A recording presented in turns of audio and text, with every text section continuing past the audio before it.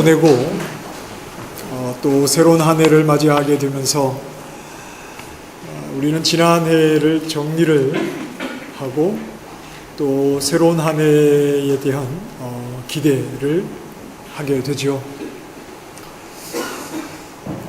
조금 연세 드신 분들은 조금 이제 슬픈 부분이긴 합니다만 한 해 한 해가 다르다 이런 생각을 하시면서 건강을 굉장히 소중하게 또 생각을 하실 수 있고 또 이제 부지런히 일하고 자녀들을 양육하는 우리 젊은 분들은 아무래도 좀 경제적인 부분을 좀 중요하게 생각을 할 수도 있겠습니다.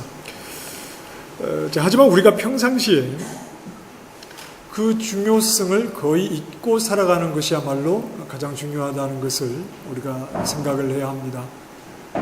이것이 없이는 1, 2분도 견딜 수 없게 만드는 이 산소의 중요함을 우리는 지난 1년 동안 아마 거의 그 중요함을 잊어버린 채 그렇게 살아왔는지도 모릅니다. 한 해를 새롭게 맞이하면서 올 한 해에는 내가 뭔가 중요한 것을 꼭 이루어야 하겠다. 좀 이런 생각을 가지고 생각을 하실 텐데 그러나 내가 중요하다라고 생각하는 그것 때문에 정작 중요한 것은 소홀히 여길 수 있는 겁니다. 정말 우리가 중요하다고 여기며 지난 한 해를 달려왔지만 그러나 우리가 생각하지 못했던 것이 중요했던 것처럼 우리가 2019년 한 해에도 내가 중요하다라고 생각하는 부분이 있어 거기에 우리의 초점을 맞추려고 하겠지만 그렇게 되다 보면 정작 중요한 부분을 우리가 소홀히 여기고 또 한 해를 열어갈 수 있는 겁니다. 모든 육체에는 그 산소가 반드시 필요하듯이 우리 모든 영혼에게 반드시 필요한 그야말로 중요한 부분이 있는데 우리는 그 부분에 대해서 좀 생각을 해야 합니다. 저는 지난 한 해를 돌아보면서 제 마음에 가장 좀 소중하게 생각했던 부분은 주님을 사랑하는 마음이었습니다. 제가 여러분들 앞에 늘 이렇게 서지만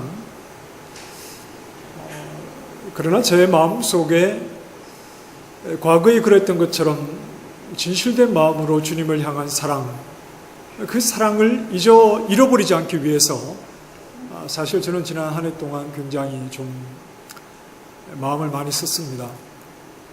하나님을 향해서 여러분들 앞에 서는 것이 아니라 하나님 앞에 섰을 때 하나님 앞에서 무릎을 꿇고 주님 사랑합니다. 이 고백의 무게가 얕아질수록 저에게는 굉장한 위기감이 찾아오는 것이고 그래서 지난 한 해 동안 가장 저에게 소중했던 것은 주님을 향한 마음의 진실한 사랑을 고백하는 것이었습니다.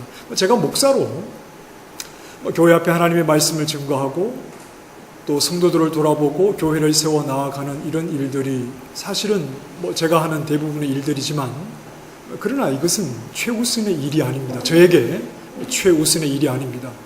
제 마음속에 주님을 향한 사랑의 고백이 없다면 제가 말씀을 전하거나 목회를 하는 그 모든 일들은 직업으로서의 일이 될 뿐입니다. 그냥 직업으로서 사람이 좋아서 직업으로서의 일이 아니라 저는 정말 주님을 사랑함으로 이 모든 일들을 하고 싶었고 그래서 한 해 동안 주님을 향한 진실한 사랑의 고백, 그 고백을 잃지 않기 위해서 한 해 동안 애를 써왔고 또 2019년 한 해에도 마찬가지로 무엇보다도 먼저 주님 앞에 제 마음의 진실한 사랑의 고백을 계속해서 하는 것이 한 해의 또 가장 중요한 목표가 되었습니다. 이건 저뿐 아니라 이 자리에 앉아 계신 여러분 모두의 마음도 동일할 것이라고 생각을 합니다. 몸이 건강하고 경제적으로 여유가 있는데 몸은 건강하고 경제적으로 여유는 있는데 주님을 향한 사랑의 마음의 고백이 없다면 그래도 너무나 형식적이고 피상적인 그런 신앙의 생활을 하면서 내 영혼의 그 깊은 곳에서 나오는 주님을 향한 사랑의 고백이 없다면 그것은 우리에게 고통이 아닐 수 없습니다. 예수님을 믿는다고 하는 우리가 예수님을 믿는 사람이 가져야 하는 가장 기본적인 내 마음속에 주님을 향한 사랑의 고백을 할 수 없다면 그것은 진정 우리 영혼의 고통이 아닐 수가 없을 것입니다. 어느새 내 마음 중심이 주님에게서 멀어지고 계속해서 예배의 형식은 신앙생활의 형태는 가지고 있지만 주님을 향한 마음이 돌같이 딱딱하게 굳어져 버리고 주님을 향한 사랑의 마음이 없으니 형제를 향한 사랑의 마음도 없고 누군가를 비난하게 되고 미워하게 되고 이렇게 껍질만 남은 채로 믿음 생활을 하는 것이야말로 믿음의 사람에게는 고통이 아닐 수가 없습니다. 그래서 저는 2019년에 저희가 계획하는 일도 많고 여러 가지 많은 일들이 있겠지만 무엇보다도 2019년 처음 드리는 이 예배 자리에서 행복한 믿음 생활을 했으면 좋겠다. 2019년에는 정말 주님 앞에서 우리 모두가 행복한 신앙생활을 했으면 좋겠다. 그것은 다름이 아니라 주님을 향한 사랑의 고백을 진심으로 우리 모두가 하게 될 때 우리의 신앙은 진정 행복한 신앙이 아닌가. 그래서 이 사랑의 고백에 대해서 좀 말씀을 나누려고 합니다. 오늘 본문에서 다시 한번 본문을 읽어보실까요? 한 절 말씀이니까 15장 9절 말씀 시작. 아버지께서 나를 사랑하신 것 같이 나도 너희를 사랑하였으니 나의 사랑 안에 거하라. 예수님께서 나의 사랑 안에 거하라 이렇게 말씀을 하십니다.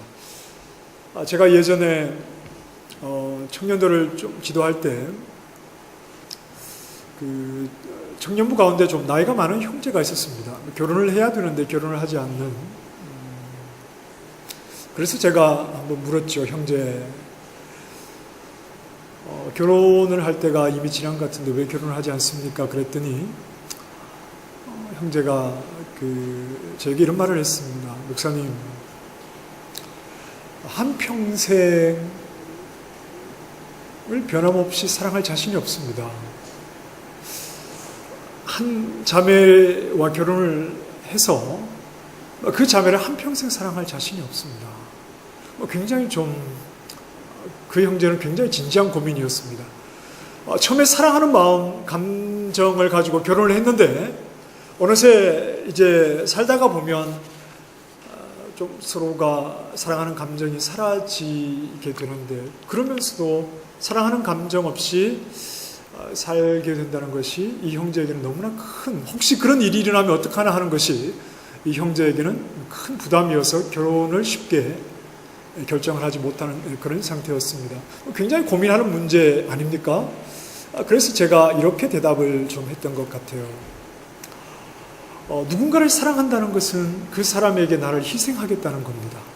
그렇지 않습니까? 여러분, 지금 결혼하신 분들은 서로 사랑하고 계시죠? 그럼 내 고집을 내가 원하는 것을 요구하는 것이 아니라 남편이나 아내가 원하는 것에 나를 양보하는 것 아닌가요? 사랑의 모습은 그렇잖아요. 그래서 누군가를 사랑한다는 것은 그에게 희생을 하겠다는 것인데 형제가 염려하는 것처럼 누군가를 사랑하지 않게 되는 것이 걱정이라면 결국 사랑하지 않는다는 말은 내가 그에게 더 이상 희생하고 싶은 마음이 없다는 것 아니냐. 그렇다면 이건 두 사람의 문제가 아니라 형제와 주님과의 문제입니다. 주님은 형제를 위해서 희생하셨고 주님은 형제를 위해서 희생하셔서 그 몸을 내어주셨는데 형제와 그 주님의 관계, 그분의 희생 속에서 형제가 끊임없이 그분의 은혜를 입고 있다면 자매를 향한 사랑이 언제 끝이 날까를 두려워할 필요는 없다고 생각합니다. 주님의 희생과 헌신이 형제에게 큰 은혜가 되었다면, 그리고 그 주님을 평생 따라가기로 작정을 했다면 그런 쓸데없는 걱정하지 말고, 그건 자매와의 관계가 아니라 형제와 주님과의 관계고, 그 희생의 은혜가 감사하다면 변함없이 자매를 사랑할 수 있을 것입니다. 이렇게 권면을 했던 적이 있습니다. 예수님께서 우리를 향해서 나의 사랑 안에 거하라 이렇게 말씀을 하십니다. 자, 그렇다면 우리를 향한 주님의 사랑은 얼마나 유효기간이 길까요? 나의 사랑 안에 거하라 이렇게 우리에게 말씀하시는데 과연 우리를 초청하시는 주님의 사랑은 얼마나 변함이 없이 계속될까요? 우리는 이렇게 생각합니다. 주님의 사랑에는 끝이 없습니다. 그렇게 생각하시죠? 주님의 나를 사랑하시는 나의 사랑 안에 거하라 이렇게 말씀하시면서 나를 초청하시는 주님의 사랑에는 끝이 없습니다. 여러분 이렇게 생각하십니까? 네, 그렇게 믿으십니까? 안 믿으시나요? 자, 오늘은 뭘 하든지 다 새해 처음으로 하는 겁니다. 그렇죠? 새해 첫 하면 이렇게 희마리가 없어서 되겠습니까? 다시 한번 기회를 드릴게요. 나를 사랑하시는 주님의 사랑에는 끝이 없다고 믿으십니까? 네. 순복음교회보다 더 크게 하시네요. 왜 그렇죠? 나를 사랑하시는 주님의 사랑에는 끝이 없습니까? 왜 그렇게 생각하십니까? 주님이니까 당연히 그렇게 하셔야 됩니까?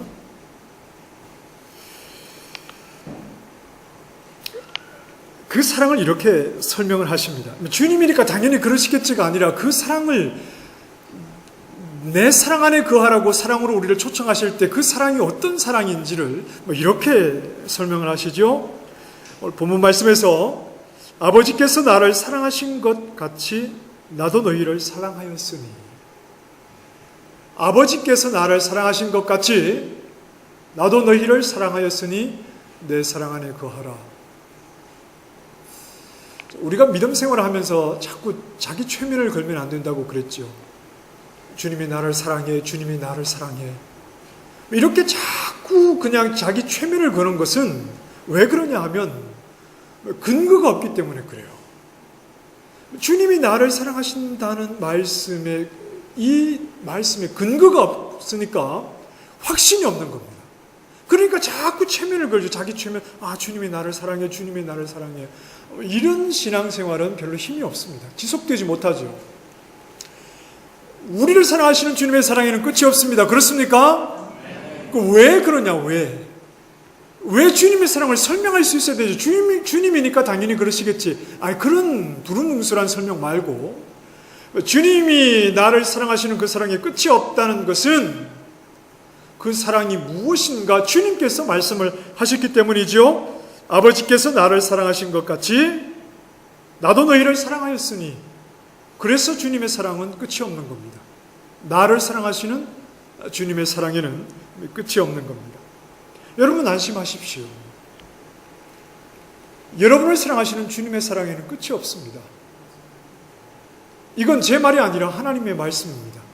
오늘 우리가 읽은 본문 말씀을 근거로 여러분 확신을 가지시면 되는 겁니다. 여러분을 사랑하시는 주님의 사랑에는 끝이 없으니 여러분 안심하시고 주님의 사랑에 여러분 자신을 다 맡기시기 바랍니다.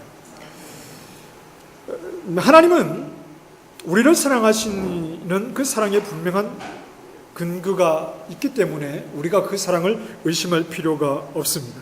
우리를 사랑하시는 사랑은 아버지께서 나를 사랑하신, 아버지께서 예수님을 사랑하신 것 같이 그 사랑으로 우리를 사랑하시기 때문에 나를 사랑하시는 주님의 사랑에는 끝이 없다고 우리는 자신 있고 그리고 분명하게 말할 수 있는 겁니다. 아버지께서 나를 사랑하신 것 같이 사랑하신다는 말씀에서 생각할 수 있는 한 가지는 아버지께서 예수님을 어떻게 사랑하시는가, 그 말씀 속에서 한 가지 그 사랑의 특징을 말할 수 있는 것은 아버지께서 예수님을 사랑하시는 사랑은 영원한 사랑입니다. 영원하신 아버지께서 영원하신 아들을 사랑하시는 그 사랑은 영원한 사랑이죠. 그러니까 아버지께서 아들을 사랑하시는 그 사랑은 영원한 사랑입니다. 영원한 사랑이다. 그러니까 영원이라는 말에는 시작이 없다는 말이죠. 그렇죠? 영원이라는 말에는 시작이 없습니다. 시작이 없으니까 무엇도 없을까요? 끝도 없는 겁니다. 영원하신 아버지께서 영원하신 아들을 사랑하시는 것은 시작이 없는, 그래서 끝도 없는 사랑인데 우리를 사랑하시는 그 사랑으로 초청하시는 사랑이 어떤 사랑이라고 말했습니까? 주님이니까 그냥 나를 끝까지 사랑하신다는 것은 우리의 생각이고 그 우리의 말이고요. 그게 아니라 우리를 사랑하시는 주님의 사랑의 끝이 없는 이유는 아버지께서 아들을 영원하신 아버지께서 영원하신 아들을 영원히 사랑하시니까 그 사랑으로 우리를 사랑하시는 사랑이 끝이 있을까요? 없을까요?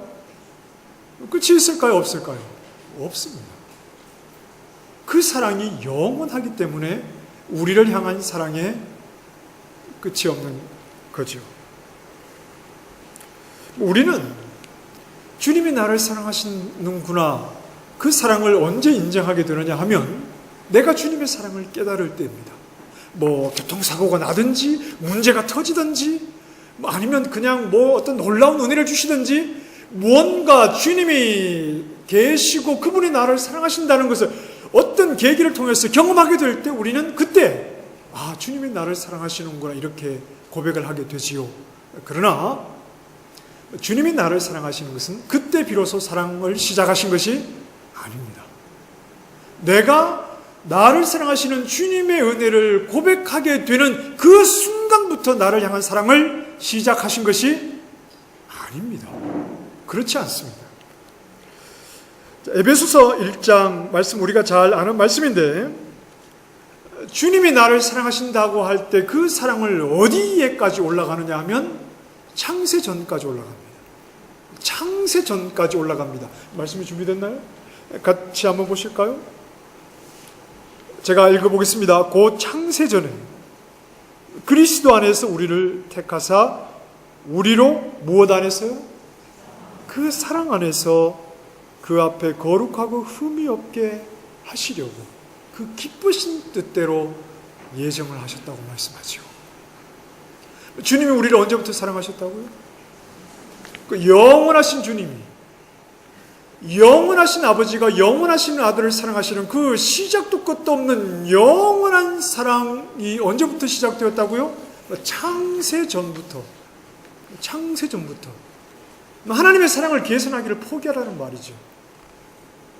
창세전부터 그 영원한 사랑으로 우리를 사랑하셨다는 말입니다. 놀랍지 않습니까? 오늘 우리에게 하나님의 사랑을 알게 하신 분은 누구십니까? 성령이시죠.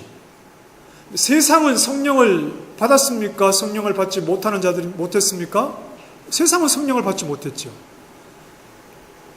우리가 성령 안에서 하나님의 사랑을 희미하게라도 깨닫게 되고 고백하게 되었다면 의심하지 마시기 바랍니다. 세상은 그 귀에다 대고 아무리 하나님의 사랑을 이야기해도 조금도 동의를 하지 못합니다. 그러나 성령 안에서 우리가 하나님의 사랑을 희미하게라도 고백하게 되었다면 그 사랑을 의심하지 마시기 바랍니다. 그 사랑은 언제부터 시작되었냐 하면 창세전부터 시작된 영원한 사랑이기 때문에 그렇습니다. 하나님이 나를 사랑하시는 것은 나 때문입니까? 아닙니까? 아니라고 그랬잖아요, 제가. 그렇죠? 하나님이 우리를 사랑하시는 것은 우리를 사랑하실 만한 이유가 우리에게 있어서 그런 겁니까? 이제 막 정신 잘 차리고 예배도 안 빠지고 하니까 그때부터 하나님이 나를 막 사랑해 주시는 겁니까? 그렇지 않습니다. 하나님이 나를 사랑하시는 것은 나에게 이유가 있어서 나를 사랑하시는 것이 아니죠. 내가 사랑받을 만한 가치가 있어서 나를 사랑하십니까? 아닙니다. 그래서 나를 사랑하기 시작하신 것입니까? 아닙니다. 절대 그렇지 않습니다. 아버지가 아들을 사랑하시는 그 영원한 사랑 안에 우리가 처음부터 있었을 뿐이죠. 창세전부터 아버지가 아들을 사랑하시는 그 영원한 사랑 안에 처음부터 우리가 있었을 뿐입니다. 자, 오늘은 뭘 해도 새해 처음 하는 거죠. 예배 시간에 조는 것도 새해 첫 예배 시간부터 졸면 안 되시겠죠. 자, 조는 분이 한 분도 안 계시는데 하나님이 나에게 뭔가 이유가 있어서 나를 사랑하시는 것이 아니라 그 영원한 사랑 안에 처음부터 내가 있었기 때문이죠. 마치 신랑이 신부를 사랑하듯이 우리 주님은 첫사랑을 통해서 이 땅에 죄가 들어오고 죄 가운데 다 더러워진 자들이지만 우리 모두가 말입니다. 그럼에도 불구하고 창세전에 우리를 사랑하신 그 사랑을 잠시도 중단하지 않으시고 잠시도 머뭇거리지 아니하시고 죄 가운데 있는 더러워진 우리를 변함없이 신부로 생각하시고 우리를 동일하게 사랑해 오셨다는 사실입니다. 우리가 죄를 범하면 우리에게서 눈을 돌리시고 우리가 좀 깨끗해지면 그때 우리에게 가까이 오시는 것이 아니라 우리가 죄 가운데 더러워져 있을 때도 신부를 사랑하는 그 신랑의 모습으로 여전히 죄 가운데 있는 우리를 신부로 생각하시고 우리를 향한 변함없는 사랑으로 우리를 대해 주셨다는 사실입니다. 그래서 로마서 8장에 우리가 잘 아는 말씀이 있죠. 우리가 아직 무엇이 되었을 때에, 우리가 아직 죄인 되었을 때에 그리스도께서 우리를 위하여 십자가에 죽으심으로 하나님께서 우리에 대한 자기의 사랑을 확 증하셨죠. 우리가 여전히 죄인이었을 때도 그분은 사랑을 멈추지 않으셨다는 겁니다. 여러분, 기껏해야 100년 아래에 살아가는 우리가 하나님의 사랑을 감히 말하기에는 너무나 그 사랑은 놀랍고 대단한 사랑입니다. 창세전부터 그 사랑 안에 우리를 담으셨고 시작도 끝도 없는 영원한 사랑으로 우리를 사랑하시되 우리가 죄 가운데 있을 때 머리끝부터 발끝까지 죄로 가득할 때 어려서부터 생각하는 바가 죄 가운데 있을 그때조차 우리를 향한 사랑을 멈추지 아니하시고 우리가 여전히 죄인 되었을 때도 우리를 사랑하시는 그 사랑을 십자가를 통해서 그 아들을 내어주시는 놀라운 사건을 통해서 분명하게 증거해 주셨다는 사실입니다. 그 사랑이 얼마나 놀랍습니까? 그 사랑이 얼마나 대단합니까? 그 영원한 사랑이라는 것이 얼마나 큰지 우리가 소홀히 여기며 살 때가 많지요. 우리가 여전히 죄인이고 여전히 더럽고 아무런 매력이 없을 때 그때도 그 사랑은 멈추지 않고 계속해서 우리를 사랑하고 계셨다는 사실입니다. 왜냐하면 아버지가 아들을 사랑하시는 그 영원한 사랑, 그 사랑으로 우리를 사랑해 오셨기 때문입니다. 그러니 주님의 사랑에서 끊을 수 있는 것이 있습니까? 없습니까? 나를 사랑하시는 그 주님의 사랑에서 끊을 수 있는 것이 있습니까? 없습니까? 없습니다. 무엇이 끊지요? 그 영원한 사랑을 무엇이 끊습니까? 우리의 연약함이 그 사랑을 끊을 수 있습니까? 아닙니다. 우리의 불의함이 그 사랑을 끊을 수 있습니까? 아닙니다. 우리가 믿음이 없어서 하나님을 대적할 때 그 대적함이 비록 어리석어서 잠시 하나님을 대적한다고 해도 그 대적함이 하나님의 사랑을 끊을 수 있습니까? 아닙니다. 죄인들은 다 하나님을 대적하는 자들이었습니다. 우리가 죄를 범할 때도 하나님은 우리를 사랑하고 계셨고 우리가 하나님을 욕할 때도 하나님은 우리를 사랑하고 계셨고 우리가 하나님 앞에 어떤 죄를 범했다 하더라도 하나님 그분은 영원한 사랑으로 우리를 사랑하고 계셔서 결국은 그 사랑 앞에 우리를 굴복시키시는 거지요. 그 사랑을 끊을 수 있는 것은 아무것도 없습니다. 예전에는 더러운 사망이 우리에게 왕노릇해서 어떤 방법으로도 그 사망에서 벗어날 수 없었지만 이제 우리는 사망의 종이 아니라 의의 종이 되고 우리를 통치하시는 그 사랑의 주님이 사랑으로 우리를 통치하시니 누구도 그 사랑에서 벗어날 수가 없는 자들입니다.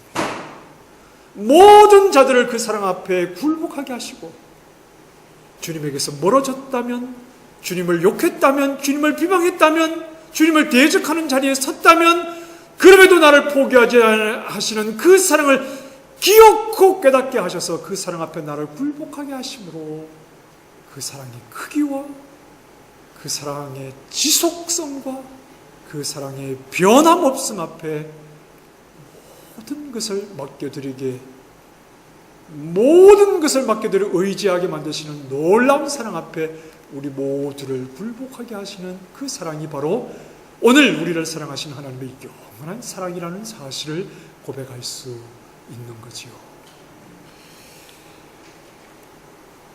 주님의 사랑은 시작도 끝도 없는 영원한 사랑입니다.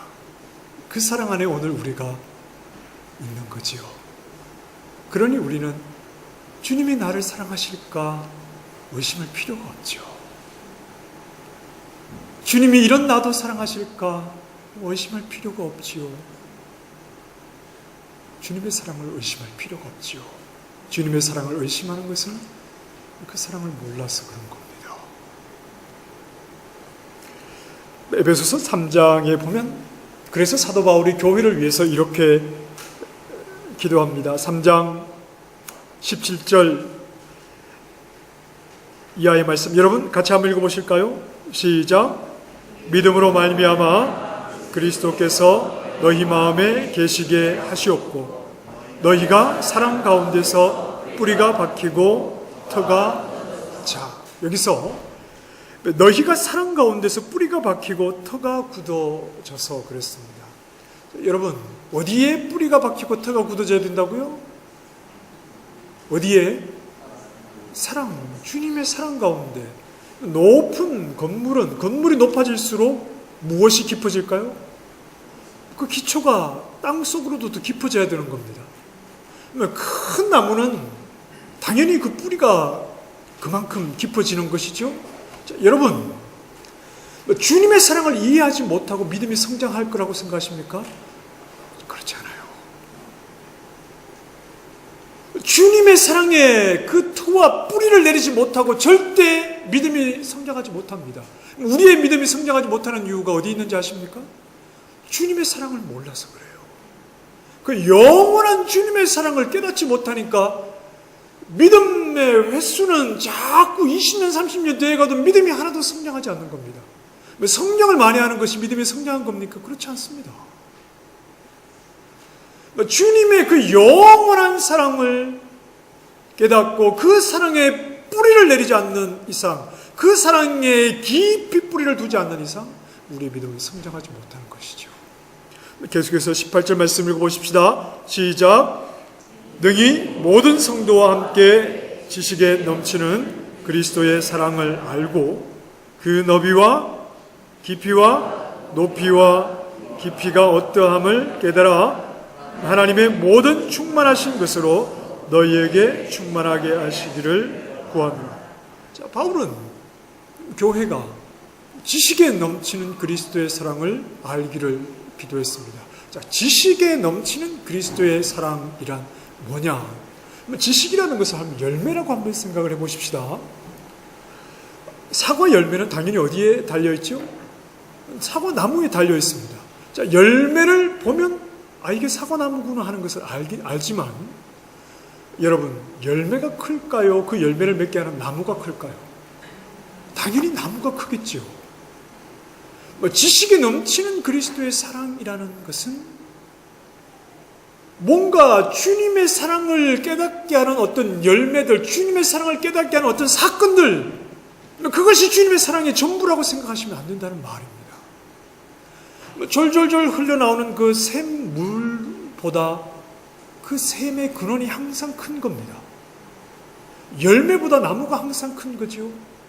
우리는 어떤 식으로든 주님의 사랑을 깨닫게 됩니다. 이런저런 방법으로 나를 사랑하시는 주님의 사랑을 깨닫게 되는데 내가 깨달은 어떤 사건, 내가 경험한 어떤 은혜, 내가 알게 된 어떤 주님의 사랑에 대한 이해, 그것이 주님의 사랑의 전부라고 생각하십니까?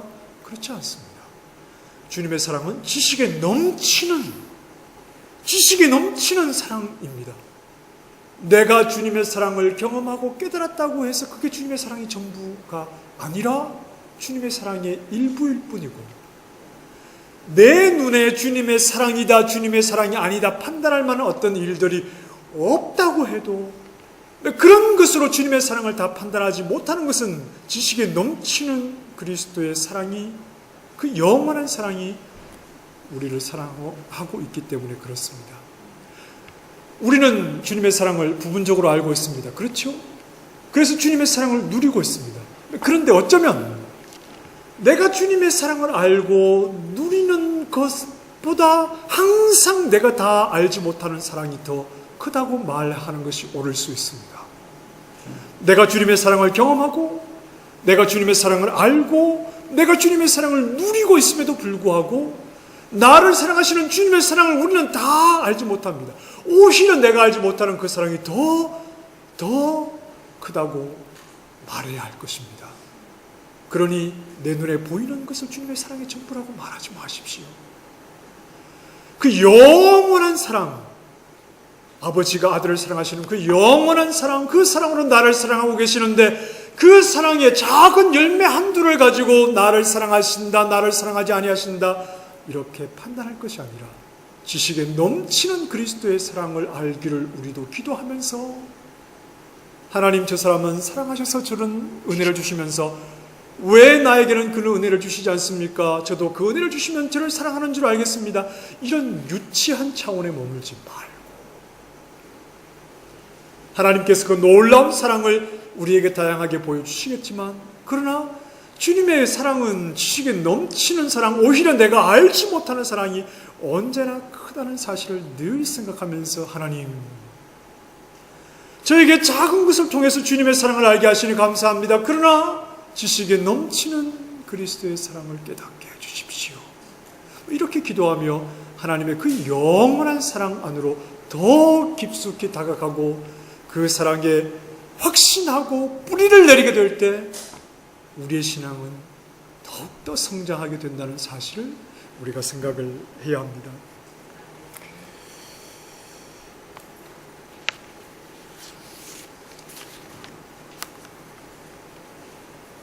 그래서 바울이 기도하지요.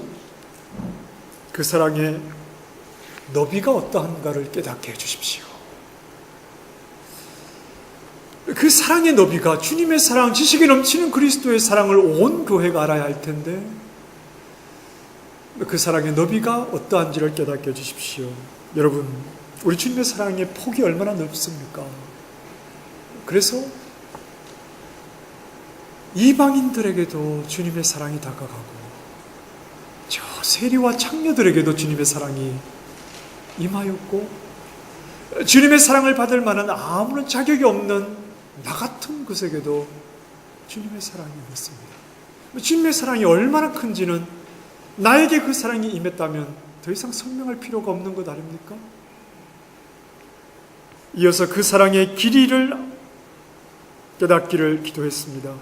그 사랑의 길이가 어떻습니까? 시작도 끝도 없는 영원한 사랑입니다. 절대 멈추지 않는, 중단되지 않는 그 사랑의 길이를, 주님의 그 사랑의 길이를 내가 아는 것이 지극히 일부요. 오히려 알지 못하는 그 영원한 사랑의 길이를 교회가 깨닫기를 사도 바울은 기도하죠. 그리고 그 사랑의 높이, 그 사랑 안에 이미 우리는 어떤 신분을 얻게 되었죠? 하나님의 자녀가 되었습니다. 이미 이 땅에서 우리는 하나님의 자녀가 되어서 우리 하늘아버지의 선하심과 그 인도하심과 보호하심 가운데 우리는 하루하루를 살아가고 있고 그뿐 아니라 우리는 하나님의 상속자입니다. 그리스도와 함께한 상속자가 되어서 저 영원한 하나님 나라 그 영광에 이르게 되는 그 사랑의 높이가 어떠한지를 깨닫기를 사도 바울이 교회를 위해서 기도하고 있고 또 그 사랑의 깊이입니다.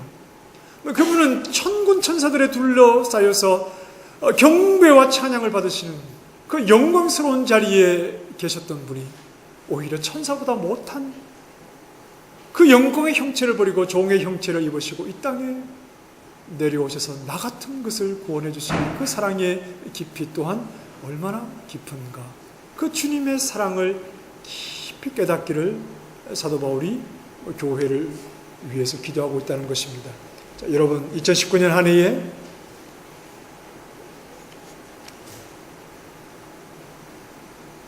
하나님이 주시는 놀라운 은혜와 복이 여러분에게 있을 것입니다. 그런데 여러분, 저는 하나님이 다 우리의 필요를 아시니까 다 채워주실 겁니다.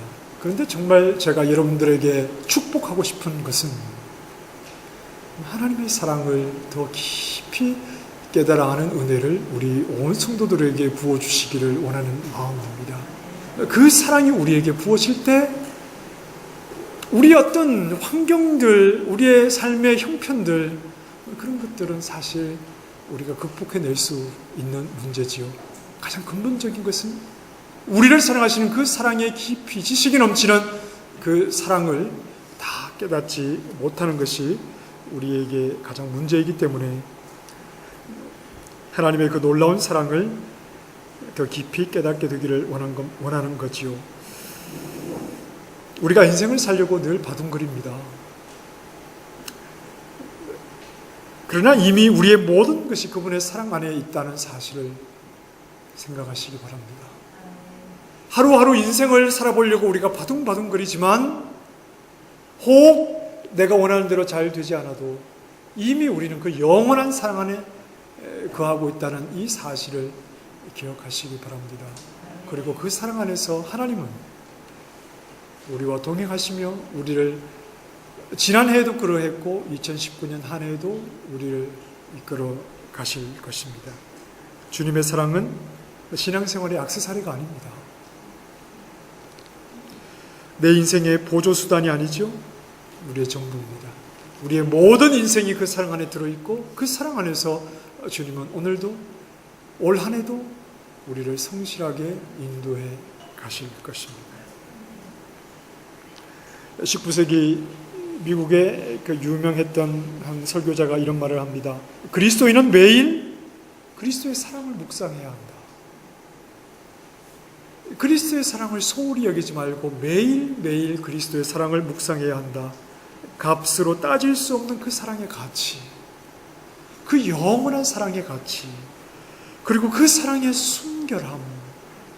우리가 죄 가운데 있다고 우리를 못 본 척 하신 것이 아니라 변함없이 죄 가운데 있는 우리를 향해서도 사랑으로 다가오시는 그 사랑의 순결함, 그리고 그 사랑에 부패하지 않는, 늘 변함없이 우리를 사랑하시는 그 부패하지 않는 그리스도의 사랑, 그리고 그 사랑의 불변, 그 변하지 않는 그리스도의 사랑을 매일매일 묵상하면서 믿음의 길을 걸어가야 한다. 이렇게 권면을 했습니다.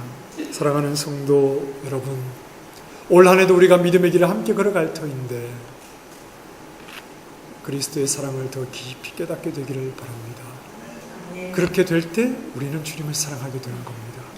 나를 사랑하시는 그 영원한 주님의 사랑을 깨닫기를 소망하며 하나님 앞에 기도하여 그 사랑을 깨닫게 될 때 우리도 진실하게 주님을 향한 사랑을 고백하며 믿음의 길을 가게 되는 것이죠. 그때 우리는 행복한 믿음의 삶을 살아가게 될 것입니다. 2019년 한 해 하나님께서 우리에게 허락하신 이 귀한 시간에 정말 행복한 믿음의 삶을 살아가기를 원합니다. 다른 것에서 행복을 찾지 말고 나를 향하신 주님의 사랑을 깊이 깨닫게 하셔서 그 사랑 안에서 나도 주님을 진실로 사랑하며 올 한 해 주님의 사랑 안에서 행복하게 믿음의 길을 걸어가는 우리 모든 믿음의 식구들이 다 되시기를 주님의 이름으로 축원합니다. 자, 우리 시간